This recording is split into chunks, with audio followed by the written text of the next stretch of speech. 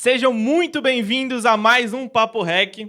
Hoje a gente vai ter a ilustre presença de Gustavo Blasco, que a introdução deu uma lida antes, já me impressionou. Então, hoje estaremos... Caraca, peraí, para impressionar o Léo, meu amigo, o cara tem gabarito, hein? Porra. Rapaz, essa credibilidade... Não, continua aqui, Não, só pra ver. Agora então. já aumentou a expectativa em mim, eu tenho que corresponder. Então vamos lá, hoje vamos estar conversando com Gustavo Blasco, que desligou-se do Citibank para iniciar a GCB Investimentos, que fornecia consultoria de investimentos em renda variável a investidores com investimentos financeiros acima de R$1 milhão. Ou seja, não é para qualquer pessoa, né? Pois é. Atualmente, fundou a GCB Capital, gestora de recursos do grupo, e tem como foco ser a empresa financeira mais inovadora do Brasil. Cara, eu acho que você mandou muito bem se desligar do Citibank antes que ele se desligasse do Brasil. Parabéns, cara. Acho que foi um movimento bem acertado aí. Faz tempo já, faz 12 anos. Bem antes. Foi bem antes. O que aconteceu, cara? Porque, assim, no modelo tradicional brasileiro, né, você tem um emprego seguro, numa grande empresa, multinacional ainda por cima. Você tomar a iniciativa de se desligar, ainda mais tendo uma carreira sólida, pode ser meio que, um tiro no próprio pé, pelo menos pro resto da sociedade, né? O que fez você tomar essa decisão aí? É que é tudo que eu não gosto, né? Empresa muito grande é muita burocracia, politicagem, e não tem nada de inovação, sem contar que eu sempre gostei de empreender, né? E investir por conta própria. E, na verdade, eu sempre tive essa visão que eu ia empreender, não sabia exatamente aonde, e o mercado de trabalho era um aprendizado, né? Então, chegou um momento que eu falei, realmente não é para mim isso aqui, a estrutura é muito engessada, não me identifico com isso, não me faz feliz. Falei, melhor eu tentar alguma coisa e se errar, errou, né? O que eu falo, sempre pode dar cagada. Cara, mas isso é lindo, porque, assim, por que você acha que as empresas, elas ficam tão engessadas? Você acha que as empresas que hoje são inovadoras pra caramba, tipo, sei lá, Nubank, as startups que têm essa mentalidade de fazer muito mais com pouco e otimizar qualquer coisa que seja relacionada à burocracia, você acha que as empresas vão se tornar futuramente empresas engessadas, como Bradesco, Citibank, Banco do Brasil e tal? Ah, com certeza. Não Com sei certeza? Não sei se daqui os 5 anos ou 50, mas é fato, né? Por quê, cara? O que é que você vê aí? Qual que é o movimento que vai fazer isso? Vai ficar muito grande, né? Então já começa por aí uma questão de tamanho mesmo, você não consegue gerenciar tão bem. Ela vai ter uma abundância de dinheiro, então na hora que você tem tanto dinheiro, você fica numa zona de conforto, né? Quando o recurso é mais escasso, você tem que procurar soluções inovadoras, simplesmente que você não tem escapatória, né? Quando você consegue apertar um botão e botar dinheiro na conta, você vai na solução mais fácil, que normalmente não é a mais inovadora. Entendi. Você está mais... Que é mais engessada, mais demorada. Os reguladores estão em cima de você, né? Ninguém olha para a empresa pequena, mas vai olhar para a empresa grande. Entendi. O dono vai se aposentar, a cultura vai se perdendo. Então... Pô, caramba, cara. Agora eu fiquei meio estimulado. Ele basicamente falou que a Jovens vai ser uma empresa engessada no futuro. Eu queria né, perguntar o que ele faria para a empresa dele quando ficar gigantesca. não né? perder o driver inovador. Não perder o né? drive inovador. Por exemplo, o que você acha? a Amazon, você acha que ela é muito engessada, velho? Acho que ainda não, né? Ainda não. Ainda, pô. É porque, tipo, é uma das maiores do mundo, né? Então, assim, você pega uma das maiores empresas do mundo e ela ainda não é engessada, então talvez exista um caminho aí que a gente possa Mas seguir. quantos anos tem a Amazon? O quê? Tem o quê? 20 anos? 20 e poucos? 5, mais 25? Acho que foi 90, 94. Realmente. Se não foi você uma pega, parada por exemplo, assim, o sei lá. Banco do Brasil, ele está aqui desde o século XIX. Né? Então, realmente, eram outros processos que hoje em dia talvez não façam muito sentido. E recentemente deu que a Amazon começou a perder muito executivo por causa disso, né? Então mesmo, cara? Sério é isso? gradual, mas a tendência é que a cultura vai se deteriorando, né? Entendi, cara. Poxa. Então, cara, fala um pouquinho aí da tua história, velho. Você começou na carreira corporativa seguindo o caminho padrão, né? Que todo mundo acredita de... Você fez uma boa faculdade, depois você entrou numa empresa. Só que depois você subverteu completamente o caminho padrão para seguir a tua vida ali, cara. Como é que foi esse momento aí? O que você fez na sua infância, subindo e tal, chegando na empresa e depois migrando para a sua iniciativa aí? Eu sempre gostei de parte de economia, mais focar na parte macro, assim, de entender as relações econômicas, o que gera riqueza, o que gera crescimento, né? Peraí, deixa eu te perguntar, o que gera riqueza, cara? Trabalho. Isso aí, boa resposta. Trabalho bem feito, né? Uhum. E aí fui me interessando por economia e depois a tendência, você está em economia, aí você obviamente também se interessa por ganhar dinheiro e ver o mercado financeiro, acha que vai ser mais fácil do que é, né? Acho que vocês são jovens aí, então todo mundo quer operar na bolsa e ganhar dinheiro em uma semana, e agora ainda tem criptomoeda, dá mais essa sensação. Aqui a gente é mais tranquilo em relação. A gente já tirou o cavalinho da chuva, cara, pra isso. O pensamento é bem longo prazo, né? Já quebramos a cara algumas vezes. Já, opções binárias, tá ligado? Opções binárias. A gente já foi. Com Já certeza. Foi uma porta de entrada pro mercado. Mas depois a gente viu que o que dava dinheiro, na verdade, é paciência. Exatamente. Mas tem que quebrar a cara no começo, é normal, até pela adrenalina, né? Tem que aprender. E aí me interessei pro mercado financeiro, mas eu sempre pensei em abrir a minha empresa, assim. Só não tinha muito foco em abrir o quê, né? Mas eu queria ter meu negócio, mas como eu gostava de mercado financeiro, fui trabalhar em consultorias, depois trabalhei no Citi. Aí eu fui vendo que eu tinha uma boa capacidade para fazer gestão de ações. E aí saí do banco à época para prestar consultoria para investimento em renda variável. E aí as coisas foram evoluindo, isso foi crescendo. Aí eu acabei montando uma securitizadora, porque eu vi que tinha uma assimetria no mercado de antecipação de recebíveis. E aí eu não sei se isso... Como assim, cara? Vamos lá. Qual que era a assimetria? Primeiro, explica o que é o mercado de antecipação de recebíveis. É tipo o que eu faço na Hotmart. Eu faço um lançamento de infoproduto, recebo tudo no mês que vem, a Hotmart recebe em 12 meses ali o parcelamento. E aí alguém vai e antecipa para... Antecipa, te dá um desconto, né, do que você ganharia. Mas me explica como é que funciona esse mercado fora, assim, no tradicional, fora dos infoprodutos. Tá, vamos supor que vocês têm um patrocínio, uma cota de patrocínio aqui e vocês recebem parcelas mensais, vocês têm um acordo para um ano, né? Então vocês têm 12 parcelas para receber. Alô, Avenue, beijo. Nossa patrocinadora maravilhosa. Então, já até pode fazer a propaganda aí. E aí, porventura, não é o caso de vocês, vamos supor que vocês estejam com muita necessidade financeira, seja uma situação deteriorada mesmo de fluxo de caixa, enfim, de situação financeira. Só que o patrocinador de vocês é uma puta empresa saudável. Na hora que eu antecipo para vocês esse dinheiro, eu estou dando um empréstimo, entre aspas, para uma empresa que precisa de dinheiro, então vai pagar um juros alto. Só que o patrocinador de vocês... Paga menos, né? Porque... Ele é o meu risco, né? Porque ele que vai me pagar. Então, essa é a simetria que eu tinha visto de início, né? Eu vou emprestar dinheiro para empresas que aceitam taxas de juros altas porque estão em necessidade, só que ela não é o meu risco. O meu risco são empresas boas. Putz, entendi então. Vamos dizer que o patrocinador, ele fecha contigo, ele está diretamente negociado com a empresa que está de fato veiculando ali a mídia, só que ele não quer fazer antecipação. Ele quer fazer um mensal com um contrato anual conforme foi estabelecido, né, na assinatura do contrato. E aí você criou uma empresa que faz o seguinte, olha só, eu vou ser uma intermediadora onde empresa de mídia, eu vou te dar todo o dinheiro que o teu patrocinador te daria ao longo do ano, só que você vai receber um desconto, né? Um pouco menos, naturalmente, eu fico com o spread, só que você que está com problema de fluxo de caixa, você ganha tudo agora. Aí o dinheiro vem do seu caixa e aí você recebe ao longo de 12 meses o dinheiro que o patrocinador estava dando. Exatamente. Entendi. Tá bom. E aí o seu case era buscar, então, empresas que estavam com fluxo de caixa defasado para você poder ver quais eram as oportunidades para pegar patrocinadores dela e falar, olha só, paga para mim, eu vou pagar para eles, eu pago para eles tudo de cara. Exatamente, procurar sempre essa situação assimétrica, né? Qual a gente dá dinheiro para uma empresa que aceita uma taxa de juros alta, mas que o meu risco sejam empresas bem mais saudáveis, que se o empréstimo fosse para a empresa que vai me pagar, a taxa seria mais baixa. Entendi. Então, essa seria a assimetria do mercado de risco e retorno. Cara, e como é que você chega como é que você traz os clientes pra esse negócio aí? Porque não é meio, sei lá, meio filha da puta, você chegar e falar, pô, tu tá ferrado, velho? Chega aqui pra mim, tá ligado? Assim, como é que é esse deal aí? Geralmente quem tá ferrado é que chega na gente, né? Chega, então isso é um bom o processo normal, mas quando a gente começou era um processo bem analógico de originação, então a gente contratava gerentes comerciais que eram especializados em ir atrás dessas empresas e oferecer a nossa modalidade de crédito, que é uma modalidade específica, né? É só antecipação de recebíveis. Só que era um processo zero escalável e muito problemático, porque qual que é o grande problema desse mercado, né? Que quando você é jovem, é que eu falei, a gente sempre começa com a parte mais iludida, assim, a parte bonita do negócio. O problema aqui é que tem muito, ainda mais no Brasil, assim, tem muita gente picareta, pra falar a verdade.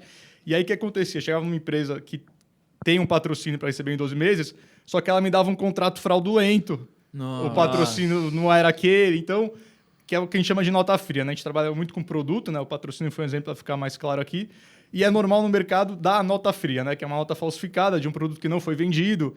E por mais que a gente possa pensar em maneira simples, em D0 de mitigar esse risco, os fraudadores, Caramba, mas eles tem são muito espertos, isso, né? cara. Caramba. A empresa comete esses atos corruptos Direto. absurdamente. É muito comum no mercado de antecipação, é muito comum. Nossa, Esse é o risco do negócio. Você deve conhecer vários podres, então, mano. Nossa, das às vezes empresas dá até aí. vontade de falar nome aqui, mas vou melhor não falar. Velho. Caraca, se Pô. bobear, a gente é cliente de algumas e tá sabendo de nada. Eu tá fico ligado? imaginando o cara que trabalhava na análise de risco da empresa. O cara devia ficar maluco, né? Porque, tipo, você falou que nota fria ele dava problema direto. Como que Porque, era? pô, você quer analisar o crédito, né? Então, pô, o negócio é, pô, deixa eu analisar o crédito do patrocinador aqui do exemplo, ver se tem um crédito bom, se a taxa de juros comporta. Esse que é o que a gente quer fazer no mercado financeiro. Mas não, a grande tempo que tomava é, vamos analisar se a empresa que está antecipando não está fraudando a gente, né? Nossa. Isso que tomava grande tempo. E aí, o que aconteceu? Começou a receber muita fraude e viu que o negócio não tava andando? Como é que foi? O negócio até você conseguia mitigar e até você conseguia ter uma operação rentável, mas não escalável, porque quando escalava, ficava cada vez mais difícil você ver na unha se a operação era fraudulenta ou não. Era difícil originar a operação boa, né? Então, foi aí que a gente começou na empresa a pensar como é que a gente poderia escalar esse negócio de uma forma contemporânea, né? E não como se faz há 200 anos. E aí a gente primeiro foi fazer um site que era o Adiante só para originar cliente, né? Só originar a operação na web. E aí entendendo mais a parte de tech, que é um negócio que tipo, eu era um zero à esquerda. Eu sou um zero à esquerda, mas agora tenho uma equipe boa. Antes eu era um zero à esquerda e não tinha uma equipe boa para isso. A gente foi entendendo que todo o processo poderia ser tech, não só originar, como analisar o crédito, analisar a probabilidade de fraude via inteligência artificial, rede neural, essas coisas, e aí sim fazer de uma forma inteligente. E aí, no final, quando chegou em 2018, a gente fez uma plataforma que a gente fala que no nosso segmento é a única fintech ponta a ponta de verdade. Não tem intervenção humana em nenhum momento da operação, tanto na originação, análise de crédito, análise de fraude, desembolso do dinheiro, é tudo online e demora no máximo 30 segundos. É um robô que faz análise de risco para qualquer cliente. Eles Exatamente. preenchem lá os seus dados, sua realidade. Seus dados que são só e-mail e CNPJ, mais nada. Caramba. Que isso, mano? Como é que você tem uma análise de risco assertiva de quanto dinheiro você vai dar para o cliente, de o que é que você vai fazer? A gente tem um... Serasa? Serasa, e usa várias bases de dados, entre elas o Serasa, Aham. para jogar o nosso algoritmo, que a gente modelou ele com tudo que a gente fez de modo analógico, e a gente modelou o primeiro algoritmo, e depois ele vai aprendendo com base nas operações, né? Vai aprendendo sozinho. E esse é o seu negócio hoje, até hoje? Até hoje, da parte de antecipação de recebíveis e de crédito, esse é o nosso negócio principal. Um dos negócios, né? Que É. tem vários. Né? Você encontrou a solução, então, de trazer TI para dentro, criar uma plataforma Exatamente. robusta que funciona sem precisar despender capital humano para ficar ali avaliando a galera. E aí você É isso. escala, né? Você cria um SaaS praticamente. Exatamente. Você escala total, você perde a subjetividade da análise do fraudador, porque você vai analisar se o cara é um potencial ou não fraudador, e aí a lábia conta muito, é muito ruim, né? Na hora que você Aham. modela e fica na estatística, você resolve esse problema. Com certeza. Contra dado não tem argumento, né? cara? Exatamente, tem conversa, né? Bom, beleza. Mas então, quanto tempo tem que você começou a securitizadora? A analógica, né, Aham. faz 7 anos, foi em 2014. Tá bom. E a digital, que é o Adiante, faz 3 anos, foi em 2018. Ah, foram coisas diferentes. Foi um o mesmo spin-off do- modelo de negócio, só que um focado em TI, o outro, né, foi analógico, só que são dois CNPJ diferentes. São dois CNPJs diferentes. Entendi. Hoje o analógico ele tem uma caixa maior, um poder financeiro maior e ajuda a fundear as operações do digital. Tá. Então, você tem também um fundo de investimentos, né, que a barreira de entrada aí é de 1 milhão, é isso? Não mais. Hoje a gente tem um fundo de investimentos que é 10 mil o mínimo. É? A 10 mil eu acho que já Já dá pra gente abrir o nosso, então. Eu acho que eu já consigo 10 mil aqui, pode ser, hein? E você, nesse fundo, é GCB Capital, GCB Smart Capital é o nome Smart do fundo e Aham. GCB Capital é o nome da gestora. da gestora, entendi. Ah, tá. Então, na gestora, obviamente, tem vários fundos, e aí um deles você tem entrada de 10 mil, outro de 1 milhão, né? Não, porque a gente fazia consultoria para a carteira administrada, que era investimento individual Aham. em cada conta do cliente, no mínimo de 1 milhão. Uhum. A gente faz isso há muito tempo numa consultoria que a gente tem em CVM, que é a GRCB. E aí, ano passado, a gente resolveu abrir um fundo para consolidar, para permitir que investidores menores entrassem. E aí, esse fundo tem 40 milhões e 11 meses de histórico já, que é o GCB Smart Capital. Olha, Mas que baseado massa. em 12 anos de consultoria. Entendi. Pô, mas- Pô, cara, então fala assim, como é que você diferencia as metodologias de gestão financeira do portfólio de cada um desses fundos, né? Por exemplo, você tem aí o que tem diferentes barreiras de entrada, são para diferentes públicos. O que muda na filosofia de cada um deles? Como é que você faz essa gestão? A filosofia ela não muda muito. O que muda é que na carteira administrada, que é individualizada para o cliente com liquidez acima de 1 milhão, há uma conversa com o cliente, entender os objetivos dele e ver realmente o que é mais adequado para aquele momento e para o que o cliente pretende. O fundo é uma estratégia padrão, que aí não está alinhada com o perfil do cliente específico, porque são vários clientes, é um pacotão, mas a filosofia de investimento da GCB é sempre a mesma, né? Que é pensar a longo prazo, comprar a empresa de valor, tipo, fazer uma análise macroeconômica por trás, ter paciência, né? Que a gente estava comentando antes aí. Como é que é o seu processo, então, de análise de uma empresa? Você começa top-down, vai pelos fundamentos da empresa e vai subindo? Qual que é a ideia? A gente não tem dogmas, né? Então a gente gosta muito do top-down, então a gente costuma fazer análise macroeconômica e, com base nisso, ver setores que devem ser beneficiados e, nesses setores, escolher as melhores empresas. Porém, todo mundo tem liberdade para falar, eu vi essa empresa e gostei. E se essa empresa a gente vê que realmente é boa, mesmo que não esteja na análise top-down, se ela for boa e estiver barata, a gente também vai comprar. Entendi. Então, vamos lá, vocês compraram alguma coisa assim, muito motherfucker na pandemia? Porque quando a bolsa estava 63 mil pontos, né? Por exemplo, eu negociei pela Clear, tomei no cabo, velho, porque não consegui abrir um home broker ali. Mas eu imagino que vocês tenham outras formas de conseguir negociar no mercado de capitais, né? Na verdade, o que a gente ganhou bastante dinheiro na pandemia é que a gente tinha muita put, né? Muita opção de venda do índice de small cap. E aí a gente vendeu lá no auge, em março, assim. Por que vocês tinham put de small cap, cara? É que a gente nunca opera sem put, na verdade. Então, a gente sempre faz hedge. E como nossa carteira, à época, em 2019, era muito focada em small cap, porque a gente via que ainda tinha valor, que a bolsa estava subindo bastante, a gente fazia o hedge com put de small cap. Cara, mas eu sempre quis entender, porque assim, o put, ele pode ir a zero, né? Se o negócio subir. É o seguro. Você pagou, sei lá, 4% do seu PL. Você pode ir a zero, você perdeu 4%. Você pagou esse valor de seguro. E como é que você sabe que o quanto, assim, 4% é o suficiente para mitigar, por exemplo, o quanto que você espera que o negócio vá render em determinado período de tempo para que 4% seja irrisório e vale a pena ser pago? Eu nem sei se foi 4%, eu dei um número X, tá? Entendi.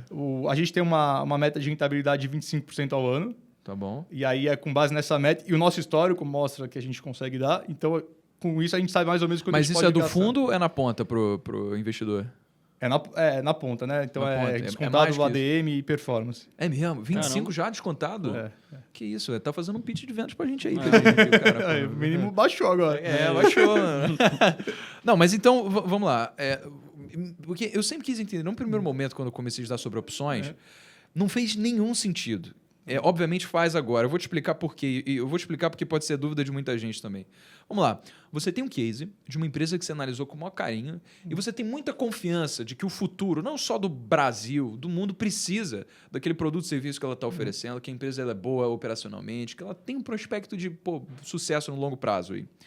E aí você vai lá, coloca um put, ou seja, que você ganha na potencial desvalorização da empresa, é meio que você dá um tiro no seu próprio argumento de que fez você comprar o negócio. Né? Isso é pelo menos o que eu pensava. Hoje, tem toda essa coisa de, não, você criou um colchão de segurança, né? Você criou um hedge ali. Caso aconteça da minha análise não ser assertiva, eu consigo ganhar na desvalorização dela também. Né? Mas o que você acha que faz sentido isso daí ainda? Pô, faz total sentido, porque a gente não pode ser arrogante e achar que a gente tem... Sempre certo, né? Sempre certo, né? A gente vai errar às vezes, e a gente não consegue, a priori, saber onde a gente vai errar, senão a gente não erraria, né? Então, visto que a gente não sabe onde vai errar, é prudente que se faça a hedge. É barato a longo prazo. E também tem a questão do risco sistemático, né? Tipo, de acontecer algum problema, sei lá, na economia local ali, tipo, você está pelo menos tem um monte de coisa. né? Um exemplo besta, assim, é da Petrobras lá. Uma análise simples de múltiplo que se faz é o preço sobre o valor contábil da empresa, né? Tipo, normal. Aí vem um esquema de corrupção que a Petrobras tem que dar uma baixa lá de sei lá, quase 10 bilhões de reais, porque os ativos estavam superfaturados. Pô, então aquele múltiplo já estava Totalmente torcido. cagado. totalmente torcido por causa do esquema de corrupção. Pô, hoje pode ser óbvio, mas antes daquilo estourar não era óbvio, né? Sim, sem então dúvida. é um exemplo de vários aí. Entendi. Então, tipo, o caminho assim, se você vai pegar uma empresa para analisar, assim, quais são os principais critérios que você vai olhar para dizer se você vai continuar dando mais carinho para ela no futuro, olhando para ela ou não? A gente gosta, tem a preferência por ver realmente o de cima para baixo lá, para ver se o setor vai se beneficiar ao longo dos 10, 20 anos. Você atua só no Brasil ou você tem coisa internacional também? A gente tem... Internacional, a gente dá consultoria para alguns clientes que estão lá fora, mas não tem fundo. Não tem fundo, entendi. Então, a carteira dos seus fundos está completamente aqui no Brasil. Completamente no Brasil, a gente vê se o setor faz sentido. Fazendo sentido, a gente vê se aquela empresa primeiro, se ela não está cara, assim, a gente vê um pouco de múltiplo, faz um valor de caixa aí só para ter uma estimativa assim, do que parece razoável de preço e ver se ela realmente parece ser uma boa empresa, se o produto é bom, se a gente vê perspectiva de crescimento para ela. Você faz um valuation, traz valor presente, fluxo de caixa futuro, desconta a taxa de juros. Em alguns casos faz isso, outros casos não tem sentido, a gente trabalha mais com... Hoje tem cada vez menos sentido, né? Eu prefiro muito mais trabalhar com múltiplo, ainda mais quando você está trabalhando com empresa de crescimento, empresa que não dá lucro, quando a gente vai falar de tech e tal. Não tem como você fazer. Por exemplo, vai avaliar o Nubank com médio fluxo de caixa, a empresa vale negativo, né? Exato. Então, e aí você tá fora de um puta negócio. Do puta negócio, exatamente. Pô. Podendo ser sócio do Warren Buffett. Então, da Anitta. E isso é maneiro de falar também, cara. Qual que vocês acham o que você acha que são as principais diferenças entre uma empresa como uma startup e uma empresa consolidada no mercado, que é aquela blue chip, distribui dividendo pra caramba, que tem uma baixa taxa de crescimento, mas é robusta? Eu acho que a cultura é sempre o principal, assim. Então, geralmente vai ser uma cultura diferente, mais inovadora, mais disruptiva. Você não vai estar na zona de conforto que tipo, a diretoria de uma grande empresa provavelmente vai estar. E o mindset, né? Tipo, a pequena empresa, ela realmente acha que o mercado vai ser disruptado. A grande empresa acha que, tipo, já viu isso aqui há 20 anos, não vai ser agora que vai acontecer e chega uma hora que acontece. Por exemplo, aí tem que chegar um momento de comprar a empresa que disruptou ela. Foi o que o Itaú fez com a XP. Né? Exato, mas às vezes nem sempre eles vão conseguir, né? Às vezes não consegue. Nubank eles já não compram mais. É verdade, não compra de jeito nenhum, mano. Caramba. Quer falar, Léo? Eu ia perguntar uma coisa. Agora que a gente está falando mais dessas empresas inovadoras, disruptivas, você fala muito sobre a análise de múltiplos, que para você funciona melhor. Como que você analisaria uma empresa tipo Nubank, essas empresas que ainda não estão dando lucros, tem um modelo já meio consolidado ou em busca da consolidação, mas que quando você pega a DRE delas, ainda não está aquela coisa que a previsibilidade tão grande. Se o Benjamin Graham tivesse visto o DRE do Nubank, ele ia chorar. Né? Não sei, porque ele provavelmente era um cara inteligente e ia ver que o mundo mudou, né? Talvez ele refinasse a análise dele para os dias de hoje, né? Ele ia fazer o investidor inteligente 2.0. Acho que sim. Para essas empresas é normal você usar múltiplo por usuário, mas quando a gente vai analisar, se fosse para comprar no nosso fundo, por exemplo, a gente ia fazer uma análise certamente subjetiva de o Nubank. Quem que vai ser o maior banco daqui 10, 15 anos do Brasil? Ou os maiores? Vão ser o Nubank, o Banco Inter, ou vai ser o Itaú e o Bradesco? Se a gente acha que vai ser o Nubank, na hora que o Nubank for o maior banco do Brasil, vamos pegar o que é o maior banco do Brasil hoje, que é o Itaú. Então aqui você já tem um gap, assim, putz, ele vai cumprir esse gap, uma hora ele vai ter esse número de rentabilidade e o Itaú vai perder relevância e ele vai ser o relevante. Então, se um banco grande hoje vale 200 bilhões de reais, o Nubank vai valer mais. Se o Nubank não vale isso ainda hoje, tem um gap aí para você ganhar dinheiro. E aí é parar para pensar se realmente faz sentido. A gente acha realmente que o Nubank vai chegar lá. Por quê, né? Se a gente se convencer que vai, a gente compraria. Entendi. Então vocês têm em carteira também empresas que estão fora do mercado de capitais? Não, isso foi um exemplo só porque a gente está discutindo Nubank. A gente tem empresas de tech como Melius, tem Melius na carteira, outras empresas de tech. Aí sim a gente pensa um pouco dessa maneira, né? Se a empresa virar relevante no seu setor, quanto ela vai valer. E a gente faria para o Nubank se a gente tivesse a oportunidade de investir fora da bolsa, que a gente não faz hoje. Entendi. Vocês investem mais em empresas de growth, assim? Como é que é mais ou menos a distribuição, assim? Hoje está meio a meio, porque hoje, além das empresas, a gente tem empresas de growth, a gente tem um case assim que a indústria ainda vai andar bastante na bolsa, porque a indústria teve acostumada a um câmbio super desfavorável e a uma taxa de juros de agiota no Brasil. E essas duas coisas estão sendo endereçadas, tipo, independentemente para quanto vá a Selic, a gente vê que o mercado de crédito está explodindo, então a pequena e média empresa que não tinha acesso a juros baratos vai ter. Então, a gente acha que a indústria está muito depreciada. Então, a gente tem uma posição grande na indústria, que aí não é growth, né? Mas é nesse cenário que a gente está olhando para o setor. Tá, Legal. mas aí você diz assim, a indústria está depreciada. Você está falando de qual mercado? De empresas de growth, mas empresas de growth são empresas que estão em alto crescimento, small caps, baixa capitalização, né? Você pode participar de vários mercados. Mas aí na indústria a gente não está olhando empresa growth, né? A gente olha muito growth quando a gente vê tech. Na indústria a gente está vendo empresas de valor mesmo, mas que a gente considera que o setor está depreciado porque ele vivia num cenário horrível para empreender na indústria, com juros e câmbio péssimos. E agora o câmbio está lá, a 5 está muito bom para a indústria, está competitivo, e a taxa de juros vai cair cada vez mais para o tomador final. Então, quem sobreviveu e virou uma empresa relevante com o Brasil nos últimos 10 anos, pô, a tendência daqui a 10 anos é estourar. Sem dúvida, cara. E você tem alguns setores desses que você vê que especificamente são os mais potenciais para o futuro? Por exemplo, a gente fala pra caramba aqui de inteligência artificial, de energia sustentável, de biotecnologia, várias dessas coisas que, fazem o meu olho brilhar particularmente. Qual que é a sua percepção em relação a esse ou outros setores que você crê que, poxa, no futuro vão explodir?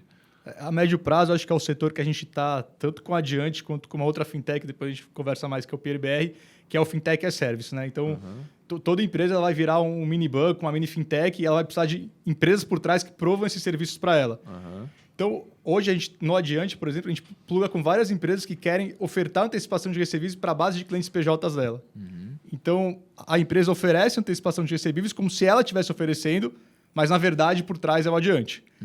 Esse tipo de fintech as service, eu acho que nos próximos 5, 10 anos vai explodir. Tem uns artigos aí do pessoal falando que vai, como indústria, vai valer mais que a indústria de cloud, né, de nuvem. Então, que é a AWS e tal. Porque toda empresa vai virar uma fintech. Vai prover serviço de fintech. E essas empresas elas são mais conhecidas no B2B, né? Porque assim, o cliente, na ponta consumidor final, ele vai conhecer o layout ali, o design da empresa que está Exato, vendendo, né? exato. Nem vai saber. Mas tem... Como você não... Se você... Qualquer empresa você não sabe se o cara usa AWS, se usa o Google, e não te interessa. Né? Interessa que o consumir o que ele está oferecendo. Exato. Né? E como é que você chega nessas empresas que oferecem esse serviço, então? Como é que você conhece elas? Aí tem duas pontas. A gente tem um pessoal que é focado nisso, em atrás de parceria, ver o que tem capilaridade para a gente entrar. E, ultimamente, a gente já está ficando meio conhecido no mercado e, porventura, as empresas nos abordam, né? Elas querem dar esse serviço, sabem que a gente faz a esteira de crédito, às vezes faz o funding e falam com a gente. Peraí, vocês fazem o funding diretamente para as empresas. Então, você tem a gestora aqui e ela é um braço que tem várias outras mãozinhas, né? Várias outras coisas ali que ela faz. Na verdade, em cima da gestora tem a holding, que é a GCB. Tá bom. Grupo GCB. E aí o grupo GCB tem várias mãozinhas. Ah, tá. Entendi. Uma é a gestora, outra é a securitizadora e tem as duas fintechs aí, o Adiante e o PRBR. Tá bom. E tem a consultoria também. E tem a consultoria, verdade. Entendi. E como é que é o trabalho de consultoria? Você chega para investidores e fala, putz, vamos fazer a sua carteira. É tipo um trabalho de wealth management. É exatamente o trabalho de wealth. É só no boca... A gente não prospecta hoje, até por Vocês tamanho. mantêm clientes antigos. Já. Antigos e boca a boca, se tiver indicação. E a gente atende só por indicação. E aí sim, a gente entende o que o cliente quer. A gente é muito focado em investimentos líquidos, né? Então, se é um cara cujo patrimônio relevante é imóveis, a gente não vai atender e falar na nossa praia. Entendi. Agora, se o patrimônio relevante dele é investimento líquido, é liquidez, aí a gente cuida disso para ele, dá a nossa consultoria e trabalhar a 4 mãos. Pô, eu tenho... Só uma dúvida, assim, não sei se você pode falar isso, uma curiosidade. Qual é, sei lá, tipo, o patrimônio mínimo para eles poderem ter esse tipo de serviço com você? Exatamente isso. Olha isso, sintonia, cara. Tamo junto. Na consultoria, hoje, a gente mantém 1 milhão de liquidez. Então, o valor de líquido é 1 milhão, mas ainda assim, só se vier boca a boca. Eles estão muito pequenos para você, Pedrinho. Não dá. Pois não é, dá. mano. Ele tá procurando Triste, negócio triste. de bita ali. Fala, Luzinho. Não, eu só queria... Surgiu uma dúvida agora, voltando um pouco sobre a parte de hedge que você faz no fundo. Que aí foi quando eu parei para pensar e que a gente estava falando sobre empresas de crescimento. Você disse que o hedge era feito com puts do índice de small caps. Foi o exemplo para 2020, né? Ah, tá. Mas esse foi o exemplo ou vocês... Em 2020 é o que aconteceu, não é o que a gente tem hoje, depende da carteira. E qual a lógica de, por exemplo, ter uma put de um índice de small caps e não de talvez um BOVA? Porque a nossa carteira, à época, tinha muito mais small cap do que blue chip. Ah, entendi. Ah, bom, e se caísse, né, você ia cair daquilo que você já estava exposto. Exatamente. E naturalmente, o small caps ela tende a oscilar mais do que o BOVA. O índice small caps vai oscilar mais do que o BOVA 11, né? Não vai, mas se porventura a nossa carteira tivesse mais blue chips, a gente compraria de BOVA 11. Ou do próprio índice, do IBOV. Entendi. Cara, uma pergunta que eu sempre quis fazer, cara, para um gestor. Você acha que o BOVA 11, né, o IBOV, é um bom índice? Acho que sim, no sentido dele refletir a variação das principais ações da Bolsa. Não, mas aí que tá. É porque o critério que ele usa para as principais ações da Bolsa são meramente as mais líquidas, né? Mas será que elas definem, por exemplo, o Brasil? Mas aí não é um problema do índice, é um problema do acesso à Bolsa, né? Como assim? Elas não definem o Brasil, mas porque o Brasil não acessa a Bolsa. O Brasil não acessa... É verdade, né? A gente tem o quê? Pô, 1% da população na Bolsa de Valores só? Não só isso, mas a oferta mais. também. São poucas empresas que têm ações abertas na Bolsa Então isso gera um problema. O PIB não está refletido lá. Ah, Mas o que você precisa melhorar é verdade. é a facilidade que as empresas possam acessar a bolsa. Hoje é um processo custoso, moroso. E você acha que é por isso que agora virou moda fazer abrir capital na Nasdaq? Eu ia falar isso. Até a empresa grande, porque né, as empresas que estão XP, estão já são empresas grandes, preferem abrir na Nasdaq. E eu, particularmente, cara, o que você acha sobre isso? Você acha que assim, é melhor para o empreendedor, do ponto de vista, para o negócio, ele fazer uma capitalização em dólar e fazer num lugar que é muito menos burocrático, né, e muito mais líquido do que no Brasil? Ou você acha que isso é meio que um atentado ao nacionalismo brasileiro? Não, tem que abrir onde é melhor. O Brasil que tem que melhorar o meio de negócios, né? E é mais fácil abrir lá. Você tem a questão do voto plural, que aqui você não tem no Brasil ainda, né? Então, lá você permite classificação minoritária. Super ON, né? Exato. Muitas vezes para o fundador manter o controle da companhia, mesmo tendo uma participação minoritária. Então, assim, se os investidores querem isso, por que a Bolsa CVM e a legislação não permite, né? Eu sempre falo, o Brasil, assim, o governo brasileiro, via legislação, trata o brasileiro como um retardado. Tipo, como uma pessoa incapaz para tomar a decisão por conta própria. É verdade, cara. E eles que estão lá, e muitas vezes, muita gente nunca trabalhou na iniciativa privada, quer dizer o que a gente pode ou não fazer. É bizarro, né? É verdade, cara. E isso faz com que a gente meio que tenha um papai, né, chamado de Estado, Exato. que quer tomar conta da gente sem dar os recursos para que a gente consiga andar com as nossas próprias pernas. É isso. Você vê, por exemplo, a Previdência Social, você tem que contribuir 11% do seu salário, o empregador mais 20%, né? Você faz isso durante todo o período que você é um trabalhador. E aí você se aposenta ganhando ali o teto do INSS, que tá o quê?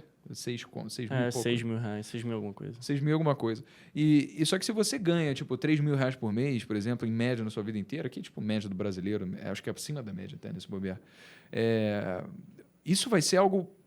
Você não vai conseguir se aposentar com esse teto. Você vai aposentar com menos. Eu estava fazendo uma conta. Se você pegasse a contribuição que você paga para o INSS todo mês, esses 11%, e se o empregador repassasse para você os 20% que ele paga, e com você, com o seu próprio conhecimento, você tivesse investido em bolsa de valores todo mês, né, com uma rentabilidade de 15% ao ano, ou seja, 10% menos do que você promete para o consumidor aí, o que vai acontecer? No final... Não é 15%, Não, 8%. 8%. Depois de 45 anos investindo, considerando o tempo hábil de 20 anos de idade até os 65, quando você se aposenta, né, esse período de 45 que você estaria trabalhando, você teria acumulado um patrimônio de 4 milhões e meio. 4 milhões e meio que, se você colocar em fundo imobiliário, todo mês te dá reloginho uma renda passiva de 27 mil reais. Né? Ou seja, poderia se aposentar ganhando 27 mil por mês. É preciso se aposentar com o teto do INSS, porque você foi encarado com o Estado que achou que você não tivesse condição de andar pelas próprias pernas. Mas tem uma coisa, cara, que eu gosto também, é de não só apontar o problema, mas de apresentar um plano de ação, porque reclamar é muito fácil. Existem muitos problemas no Brasil que a gente levanta e que realmente precisam melhorar, sabe? Só que as pessoas, elas parece que têm muito mais nessa cultura de cancelamento digitalizado do século XXI, a necessidade de emitir a sua opinião. Pronto, é isso. Você só quer cagar a regra em cima do outro. Você não quer pensar de fato o que você pode fazer para melhorar e se você está fazendo uma coisa que melhora, né? O que você acha que a gente precisa fazer, contribuir individualmente para fazer um mercado financeiro mais líquido, mais propício à entrada de novas empresas na Bolsa de Valores, onde as pessoas possam ficar mais conscientes e investir o seu próprio dinheiro para chegar no final, conseguir se aposentar nos seus próprios termos ao invés de depender do INSS? Acho que tem muita coisa para fazer e também não tenho todas as soluções, mas um negócio que é dado assim, eu acho que a gente, no mercado financeiro específico que a gente está falando, o princípio deveria ser o princípio da transparência e da liberdade. Então, se os emissores, as empresas estão sendo transparentes, elas deveriam ter grande liberdade de oferta de produtos e os investidores grande liberdade de acesso a esses produtos. E aí cada um corre o risco por conta própria. O que a CVM e o governo deveriam combater é a fraude, né? A pirâmide, a picaretagem. Não o investimento de risco, porque é o risco que traz o retorno, e a gente até conversou no começo que gera riqueza. Tomar risco gera riqueza, né? Até tem uma teoria aí que atribui o excepcionalismo americano ao fato deles terem uma cultura de exposição a risco muito maior do que os demais. Então, na hora que você compara Estados Unidos e Europa, a cultura de exposição a risco dos Estados Unidos é muito maior que a Europa. E isso leva à diferença gritante no desempenho econômico deles. Então, É o maior PIB do mundo ainda, né? Os Estados Pô, Unidos. exato. Daqui a pouco a China parece que vai chegar batendo pancada no rabo dos Estados Unidos, mas até lá os Estados Unidos e tá vai chegar na com 1.600 de habitantes, né? Então o PIB per capita ainda é bizarramente diferente. Mais É, baixo. com Eles já certeza. investem até mais em pesquisa e desenvolvimento que os Estados Unidos, né? Tipo, passaram até, tipo, a A China, né? Passou. Em valor absoluto, não em per capita, né? exatamente. Per capita É, seria é um pouco foda, difícil. Vai demorar um né? pouco, né? Porra. Mas aí que tá, assim, o que você acha? Tem alguma coisa que você acha que a gente poderia fazer, cara, para contribuir com isso? Porque a gente tem um canal no YouTube, né? A gente tem um perfil no Instagram e quer produzir conhecimento para que pessoas tenham senso crítico sobre fazer com o seu próprio dinheiro. Sabe, se planejar financeiro. Isso não quer dizer só investir na bolsa, quer dizer também, cara, como é que você contrai um empréstimo, pô? Será que a melhor forma de você contrair um empréstimo é quando você menos precisa, você vai conseguir as melhores taxas de juros ali? Será que você não consegue pegar a renda que você recebe, já distribuir com um orçamento planejado para conseguir garantir que os seus objetivos que você setou para si mesmo vão ser cumpridos? Isso é básico, deveria ser dado para todo brasileiro num conceito básico de ensino, né? E não é. O que você acha que poderia ser feito de quem, por exemplo, está ouvindo aí para, sabe, contribuir para isso? Né? Não, acho que a educação financeira com certeza é um passo fundamental e atrasado, assim, a gente já deveria dar, e acho que vocês são comunicadores, o que vocês fizerem nisso ajuda bastante. Acho que também, ensinar as pessoas a realmente saberem o que é tomar risco, no sentido de não ter a educação financeira para não tomar um risco excessivo e saber que tomar risco que você pode perder tudo. Porque a gente tem uma cultura ruim, assim, que a gente precisa melhorar e melhora com comunicação. Se você tomar risco, você não pode reclamar quando você perdeu o seu dinheiro. Você tem que separar o joio do trigo. A empresa que eventualmente fraudou e você tem que reclamar, tem que entrar na justiça. Agora, não dá para entrar na justiça porque você... Botando dinheiro na bolsa e valorizou 10%, exatamente. que pandemia surgiu, né? A gente tem uma cultura péssima, assim, péssima, que se ganhar, tá certo, eu sou uma pessoa que gosta de risco, adoro risco. Se perder, não. Se perder, eu não gosto de risco, fui enganado, me devolve meu dinheiro. Então, acho que a gente precisa comunicar às pessoas que elas têm que ter um pouco de bom senso, de saber investir, saber de fato o que é o risco. O risco significa que você realmente pode perder dinheiro. O risco não significa que você vai ganhar mais dinheiro, é um negócio sem sentido. Então, acho que a gente tem que educar mais as pessoas. Aproveitando que a gente está falando sobre como melhorar o nosso sistema, um tempo atrás, a gente falou também sobre que as empresas brasileiras estão optando pela Nasdaq, muitas vezes, ante a B3. Você acha que um tempo atrás, na verdade, saiu umas notícias, uns rumores de que estaria começando umas iniciativas para criar uma nova bolsa. Você acha que isso seria uma boa alternativa ou talvez descentralizar isso não traria tantos benefícios? Nos Estados Unidos, acho que tem 8, né? Bolsa de Tem valores, bastante. né? Então, uma cacetada. E é uma boa pergunta, velho. Eu gostaria de saber também. Eu não vejo prejuízo nenhum, assim. Acho que concorrência sempre é bom. Claro que em bolsa a gente tem muitas coisas que dependem de escala, mas é um problema da bolsa que vier aqui. Se ela acha que ela vai conseguir essa escala e ser competitiva, para mim, quanto mais, melhor. A gente tem, claro que tem a questão também da compensação, de fazer o clearing, da custódia, que as bolsas têm que estar integradas, mas é algo tranquilamente solucionável. Então, eu sou a favor que tenham mais bolsas. Acho que vai trazer mais competitividade. Isso melhora não só preço, quanto qualidade de serviço. Caramba, então para os ouvintes aí que querem criar uma bolsa de valores, cara, tá dado o aval, tá ligado? Pô, pelo Gustavo Blasco aí, pô. Leozinho pode ser unidade de negócio nova da Jovens, cara, se quiser puxar também. Não, perfeito. Vamos. B3 que se cuide agora. B3 se cuide, parceiro, aqui, ó. Mas isso que é legal, cara, porque competitividade... vamos lá, o que o senso comum pensa em relação é que, assim, uma empresa quer foder a outra. Esquece completamente a parte colaborativa do jogo, né? Mas o que acontece quando você tem um ambiente competitivo e muitas vezes colaborativo é que os preços eles começam a diminuir. Porque é um movimento muito simples, cara. Empresas querem ganhar participação no mercado, querem criar uma proposta de valor maior do seu cliente, custo-benefício maior também. Então, quando você cria um ecossistema favorável para que novas empresas surgem, né, oferecendo produtos e serviços a mais no mercado, elas não só vão querer se diferenciar na qualidade do que estão oferecendo, mas também em relação ao custo que isso vai ser o cliente. O que isso impacta? A inflação, pô. Se a gente, por exemplo, lá... Você tem quantos anos, cara? Você falou 36? 36. 36. Você chegou... Desculpa, eu tô fazendo conta de cabeça. Você deve ter acompanhado o plano real ali, né? Você era o quê? Você era moleque, provavelmente. Tinha 9 anos. 9 anos. Então, entendi. Mas, bom, eu estudei um pouquinho sobre... E eu lembro que em 94, né? Eu lembro o livro que falou que em 94... Em 94, quando fizeram a transição lá da URV, né, para o real de fato, o câmbio fixo, não era câmbio flutuante, né, era regime de câmbio fixo, o dólar tinha uma paridade de 1 a 1 para o real. E aí o que aconteceu? justamente a facilidade com que a importação acabou sendo, os produtos estrangeiros ficaram muito baratos, essa enxurrada de produtos que veio ser aportado agora no Brasil a preços em dólar fez o quê? Com que, pela lei da oferta e da procura, todos os preços estivessem ancorados àqueles produtos que estavam vindo lá. Você tem uma oferta maior de produtos e os preços diminuem no mercado. Então, esse foi um dos principais motivos pelo qual a inflação foi combatida.